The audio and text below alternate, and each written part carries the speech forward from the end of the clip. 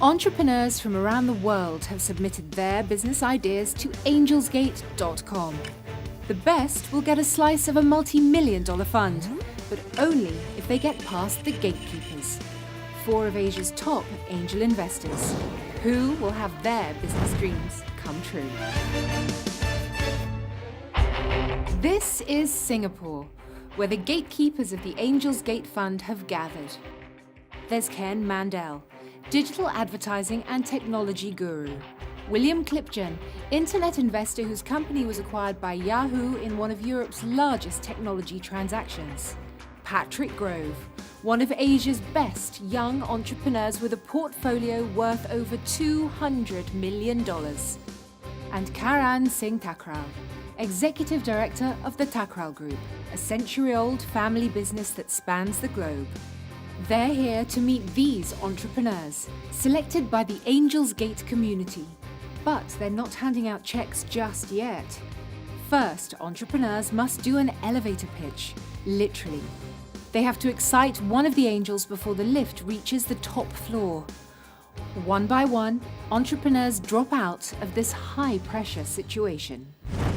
Next in line is John Lambie. He's developed a keyboard layout that's more intuitive and efficient than a regular one. Well, right now, all of the keyboards that you seem to get on your phones and your tablets, in fact your PCs, your laptops and everything, use what's called the QWERTY layout, which is basically take the alphabet and scramble it up. It's wrong for so many reasons. It takes people so long to learn, they make so many mistakes. It's a broken system. But he's failed to convince keyboard manufacturers for the past 20 years. Can he convince Ken Mandel in just 30 seconds? You know what I hate? These touchscreen keyboards. I mean, the keys are so small, they're so close together. And what's with the messed up letters? I'm John Lambie, I'm from Palladium. We make a product called Dexter, which is the world's first fast-to-learn, easy-to-use, simple-to-master keyboard for the mobile generation. John has turned his keyboard into a smartphone app, bypassing manufacturers and going directly to consumers. Download for a reasonable price, 99 cents. And after that, we're going to leverage that to try and get licenses on manufacturers, developers. Right. You just said the magic. Welcome to Angels Gate. I like it. Yeah. Thank you very much. You're welcome. This is something I've been thinking about and working on for 20 years. But right now there's 5 billion people on the planet that have never seen a computer, let alone the QWERTY keyboard. So I think this could potentially be a $1 billion idea. After 20 years, John finally has a chance to make things work. All he has to do is to convince the 4 angels to invest in his product. My name's John Lambie from Palladium. I'm looking for $600,000 for a 10% piece of the action. And today, gentlemen, I'm going to show you an idea that is amazingly simple. Something that can change the way the world communicates and something that can scale up quickly to become a $1 billion idea. Now, people deserve something better, something easier, and something faster. That's why we created Dexter.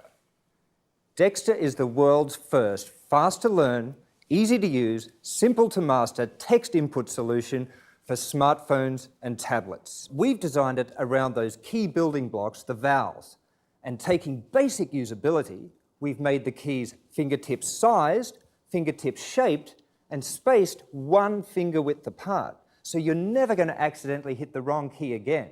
Our business model is to take downloads, try it free for 30 days, turn that into App Store sales, buy it now for just 99 cents, and convert that to licensing deals. I would like to see the world texting with Dexter.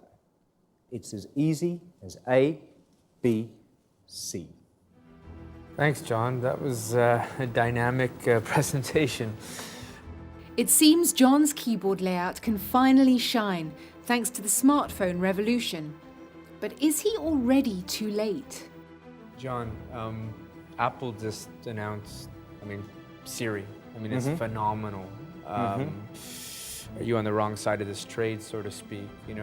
keyboard when voice is going to be the future? Or I got 2 words to say about Siri.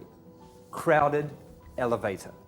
There are certain conversations that you don't want people to hear. Imagine you're sitting in a board meeting and you're wanting to text your colleague on the other side of the table about a deal. Are you going to say, Siri, I think we should hold out for another 500,000? you could whisper it. Not going to happen. Siri.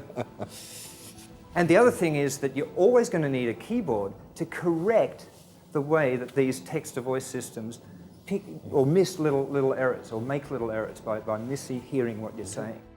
So people will need keyboards, but will they really need John's? How can you protect this? How can you make it into what you say is a $100 million company when I can also design my own keyboard? So you're exactly right. There are variations of that out there. And I've done an international type patent search. We've dug up all the ones that are close and all the ones that are even nearly close. And what they lack is that insight into how people use the devices. You know, we've got some alphabetic arrangements, but it's really about how can you make it alphabetic and how can you make it intuitive. So you claim that your product and your layout is probably the most optimal layout. Yes, you can that's what find. I'm saying. And that is Yeah. protecting you because that is what you're going to Yep. seek. We have some unique claims Okay. that we can take international with our Have you patent tested applications. this? Have you tested it? Have you tested the ease I've of been learning? using it myself for No, a but while. Have you done a blind test? Have you tested different kind of keyboards and tested the times it would take to learn? You know, the research on that is really, really difficult to find. If the layout isn't as efficient as he claims, the entire business falls apart.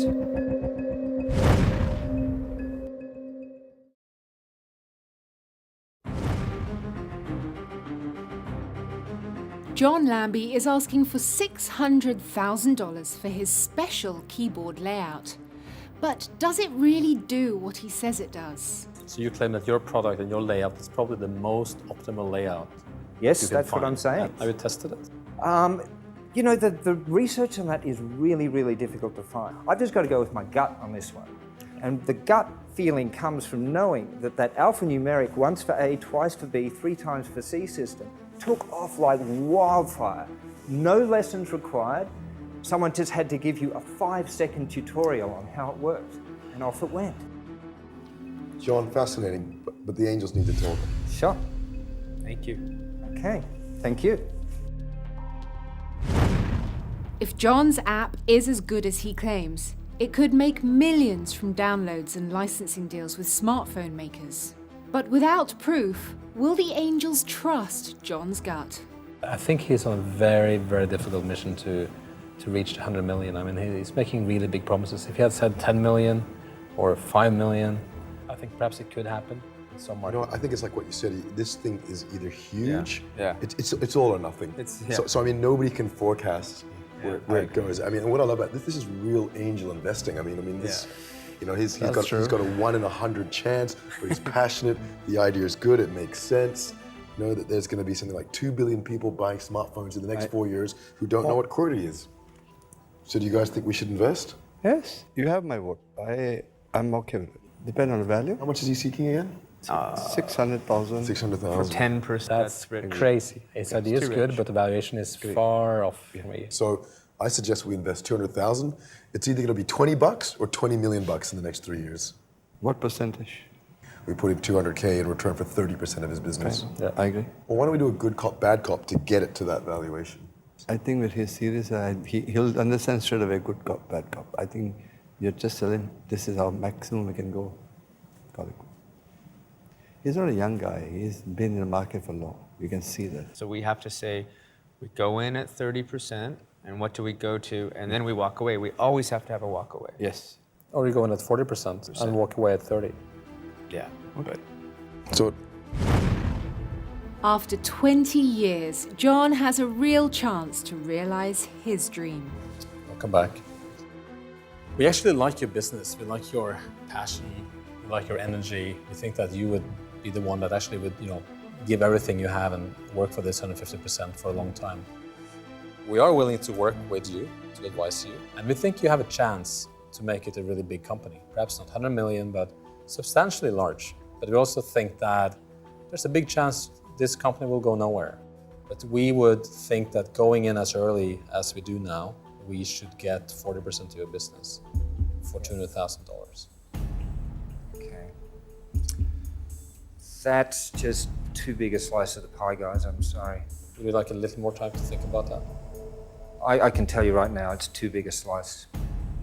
If you don't get funding, you may lose that short window of opportunity that you have to really get out there.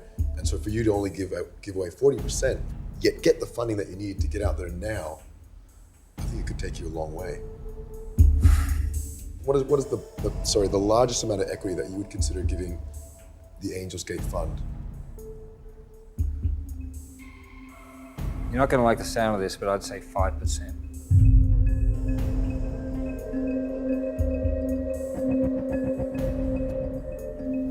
I think the lowest that we could go to is 30%.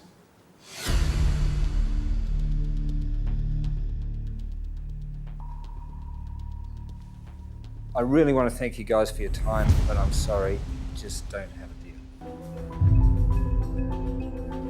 Thank you.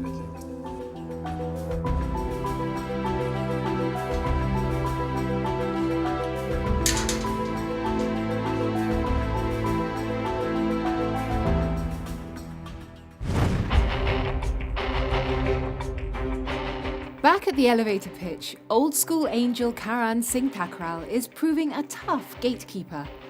His next appointment is Farzan Fabiz. This high IQ scientist is looking for $1 million to fund a project he's spent 5 years on. Hi. Would it be cool when I'm listening to my favorite music, instead of this black screen, I could see a cool character dancing automatically in sync with the music harmony? Yes, it's a digital dinosaur that dances to music. Fantastic. I'd like to see that. Welcome to Angels Gate. Thank you very much. Thank you.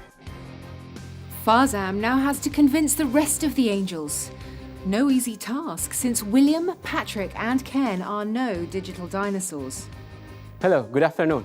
My name is Farzan Fabiz from Virtual Dance Project, a social network to create and share the dance over the network. And this is my great pleasure to share it with you.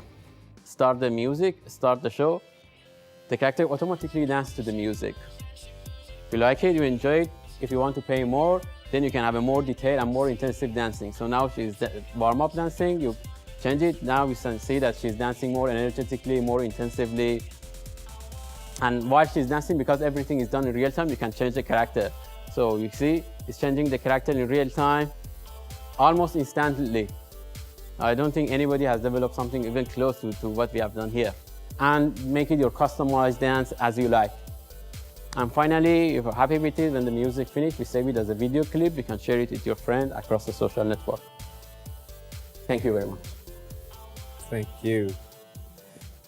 Just interested, what if I take music that I don't have the rights to use and just, I mean, I like the fact that your technology, you can use any music, but is that legal? So that if you have it unauthorized music in your iTunes, probably you can. I ask you one more time, is that legal?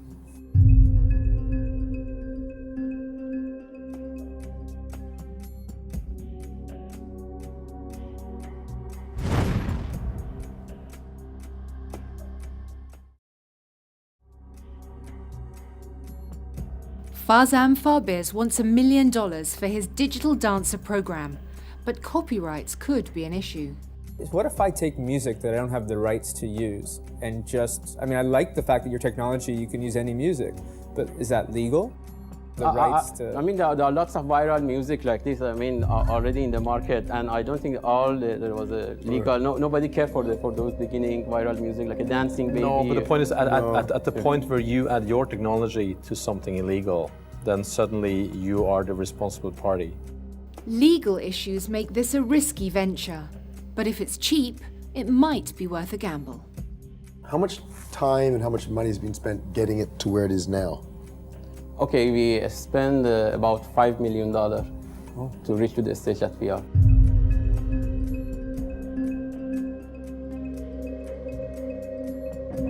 So you spend $5 million and it's not even possible to use this online or in a mobile app. It's only on a PC. This is $5 million just to the stage that we are. Okay. It started 3 years ago, yes. I don't think it'll ever get anywhere beyond just a quick, simple fad or a one-hit wonder. $5 million on that application, and it's still not internet enabled. That is the biggest waste of $5 million I've ever seen in my life. I think we heard a lot from you. The angels need to talk. The question is, do we need to talk or do And we the not need to legal talk? point of view, I won't invest in anything that tomorrow can become illegal. I don't need to debate this much. The angels are thus not interested, and we wish you all the best of luck, and thank you. Okay, thank you. Thank you very much. Thank you very much.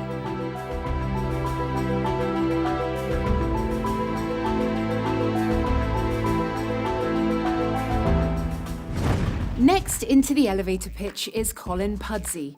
At 24, he founded a cleaning service that uses environmentally friendly products. But cleaning is a tough industry. Hi, I'm Colin from Green Cleaners. For 2.5 years, we've been cleaning to protect our clients' health without harming the environment. Investment could give him the edge. But is his business worth investing in? How are the margins in this business? It's quite a low margin business, but we aim to be quite lucrative with our franchising package. I like what I've heard. Welcome to Angel's Gate. Thank you. Do I get out? Colin's franchising system could make him a cleaning McDonald's, where companies pay him to set up businesses under his brand. But will the Angels buy that? Hello Angels, my name is Colin Pudsey and I'm the director and founder of Green Cleaners. I'm here today to offer you the opportunity to invest $150,000 in return for a 15% stake in my business. Green Cleaners is the leading eco-friendly cleaning service in Singapore. We've built the best reputation in Singapore and now look to scale our business. We aim to vastly grow the Green Cleaners brand and have an excellent franchising system. We already have our first franchise in Sydney and an increase in demand to expand across Australia and Asia. Lastly, we have our own range of green cleaning products. Let me show you how they work. Colin's green angle gives him a unique selling point, and he has 3 revenue streams from cleaning, franchising, and selling his products. It looks like he's in a good spot.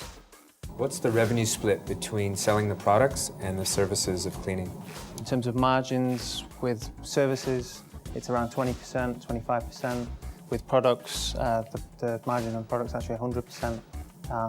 With franchising, the idea is that we really have a very, very good brand, a very good reputation, and we want to continue to keep that. So as we franchise, the more franchises we have, the more products we sell because they all use the products on their services they sell to their own clients. These cleaning products, is this something that you guys have developed or you've white labeled from somewhere else? Or? So our products are all manufactured in the States. They're already an existing product. We have the rights for Asia to distribute them.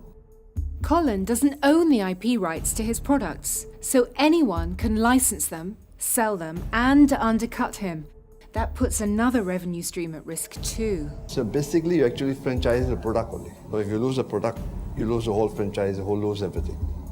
The franchise is for the services to residential market, commercial market, and to sell mainly products. it's the product that they're franchising out of you. Not the service, like I can get it from him or can get it from anybody. I can learn it from anybody. When someone buys a franchise, they actually get the rights to use our brand, our name. But if you lose the product contract, then your franchisee contract all goes away at the same time. Am I right? Ours are... Colin, my question is simple. You're saying you have franchising to Australia and other markets. Actually, you're franchising your product. If you lose a product, how long is your agency for? So meaning if you lose your product, the guy who's paying you franchisee money, he'll say, I have nothing to pay you. I've learned whatever I learned it from you. Basically, I would like to know what, if you lose this product concept and how you're going to start a new one or how if your revenue on cleaning is enough to survive your company and give money back to us. I don't foresee any problems with not hitting those targets or not being able to fulfill those requirements. Okay, thank you. The Angels now need to talk. Okay, thank you very much. He only have product, not his own, and the staff that he can do it is easy to follow. So basically, whoever comes in second, is going to be very fast catching up with him. And it's a big bet on the future. All the revenues you're talking about have not yet happened, right? Everything is in the future. But despite his issues, Colin has been able to survive in a challenging industry. In more than the company, I like him. Yeah. He has passion. It's not an easy job to do. Yeah, I agree. I think starting a cleaning business has got to be one of the toughest things. You know, low margin, and you know, and he's persevered. He's entered a competitive market. Yeah. He's got an edge, and I think an entrepreneur will never have the right answers at any particular point in time, but he seems to have the strength to find those answers over time. Or we can actually, like what we discussed. You know, to be honest, I mean, 150K is not a lot of money. I mean, you know, I mean, let's just give him the 150K. Ask for 40. Let's just negotiate on the percentage of the company that we have. Okay. What's our walk away then? Yeah. We think his business is worth around not more than $500,000, probably a little bit less. I agree. Not more than half. So our walk away could be 20, 25? 25. 25%. 25? 25. Okay. Yep. Okay then, let's get him back.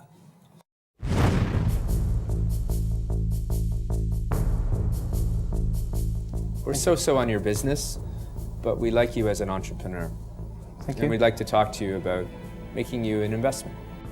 So we are accepting your cash for 150, but we want a little bit more percentage of what you're offering. What figures do you have in mind? 40%. I think that from my side of things, I have a lot of experience in this, and the company we've built so far is an excellent foundation for growth. Is it absolute, your requirement to give us only 15%? If you were all to come on board as part of Angel's Gate, then I'd be willing to go to 20%, but that would be the limit. 20 is a little bit too low for us. I think we're willing to do 25. The choice is yours.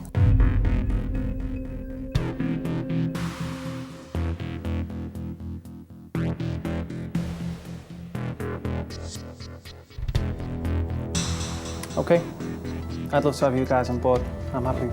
Fantastic. Yes, please.